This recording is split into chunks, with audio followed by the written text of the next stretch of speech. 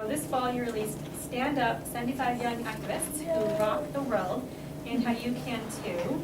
So what was the inspiration behind that book? I have been an educator for many years, and being in the classroom the way I have been, especially at like a middle school level, which this book is really targeted towards middle and high school, though anyone of any age will love these stories. But I thought it was important to target those ages because I saw so many kids, and I know so many kids are out there, they're so talented and they're so gifted, but no one's telling them that they are.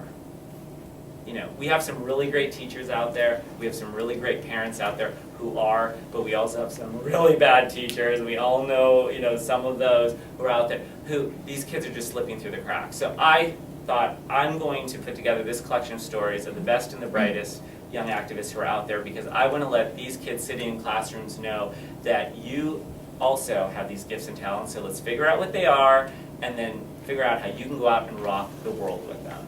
And that was really the inspiration behind this. The dedication in this is to all the young people out there wondering what's possible in this world.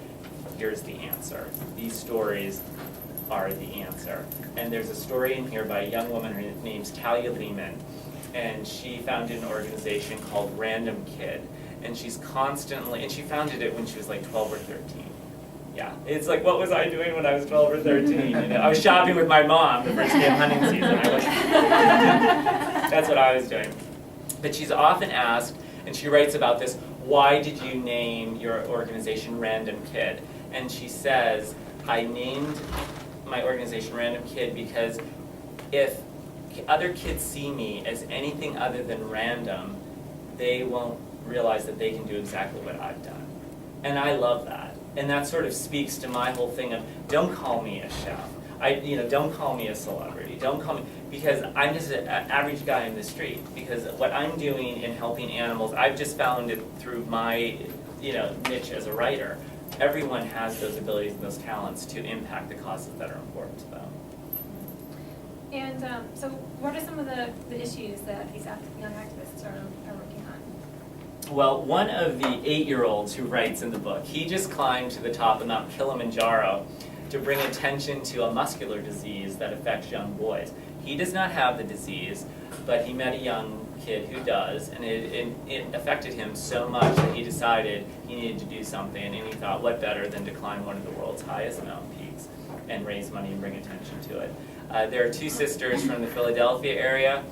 Their main cause is helping young women in Pakistan be able to go to school.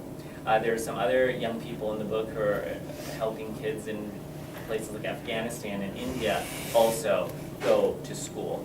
They're building wells in Africa. They're fighting for the homeless. There's one young kid who is from Minneapolis, and he's done now, but for 12 years, because he's off in college, but starting in first grade through 12, every year, starting from Thanksgiving through Christmas, he would sleep in a refrigerator box in the snow in his backyard to raise money and attention for the homeless in his area. And he gained a lot of attention doing that. So these kids, there's really not a cause you can name that is not addressed in some way. In the realm of animals, Paul Shapiro, who some of you may know from the Humane Society, he's the VP of Farm Animal Protection there. When he was a high school student at Georgetown Day School, he founded Compassion Over Killing. And he tells that story in this book. So there are some people who are in their 20s and 30s who I also included because they did something in their teens, which I really wanted other young people to read about. Did you write about any young vegan activists besides Paul? There is a young vegan, her name's Mariama, and she tells the story of how when she was in school here, she did a project trying to get more people to become aware of what vegan meant, and she did this little pop-up vegan serving thing outside of a local restaurant, a local fast food restaurant, which shall remain nameless, but it's not even named in the book. And she found great success in doing that. Though it's interesting, she writes how some of her classmates and even some of the administration were a little hesitant about what she was doing. But again, she led, and she just moved a step forward in the right direction where that cause is concerned. So yes, there are actually several stories in the book dealing with animals. There's this brother and sister in the Atlanta area. They started an organization called One More Generation, and because they realized that if they didn't start to do something, their kids may not get to enjoy some of these animals that they get to enjoy, like cheetahs and other endangered animals. So that's the whole concept behind One More Generation, so that these animals are around for one more generation. But they have started to expand in all different fantastic areas. And then how do you define activist? That is such a great question, and one I would actually love to hear everyone's answer to, because I think everyone has their own definition, certainly, for that and what it means to them. For me, it's all about embracing compassion. And I know compassion is a huge word here at PCRM. I love the video you guys did introducing your organization to the public, where you talk about compassion. What is science without compassion? That's such an amazing question, because they go hand in hand. And that's why I love you guys so much. But I think, to call yourself an activist in the truest sense, you have to ask yourself, whatever it is I'm doing, am I embracing compassion in some way?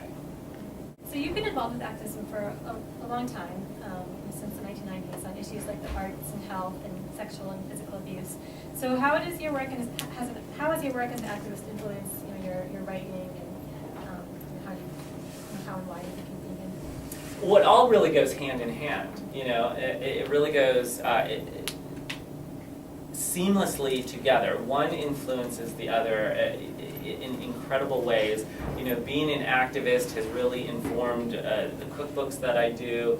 Certainly knowing that these cookbooks are not the platform to be preachy or judgmental, but to really be a place where all are welcome. And certainly, my work as a writer then has affected my work as an activist in the same way. It's all about, again, embracing everyone and bringing everyone into the fold, and sort of respecting where each person is at a certain point, regardless of what the cause is. And I always encourage people, when you go by that cow pasture, pull over and get out. I can never resist pulling over and getting out and really looking into those big chestnut eyes staring back at me, because I think when we do that, when we really look into the eyes of our fellow living beings, we will learn more about the mysteries and magic of this life than we will from anywhere else. And so I just, I really encourage people to do that. You've had your hand in so many different fields, like writing, cooking, activism, and the arts. Can you just give a short explanation for what it is that links your involvement with all these projects over the years, and what's the common thread? Because I like to do everything. I mean, there's really not a topic I have come across that I don't want to write a book about. There is not a cause that I really don't want to get involved with. I'm just interested in so many different things, because this life has so much to offer, and I just want to taste as much of it as I possibly can.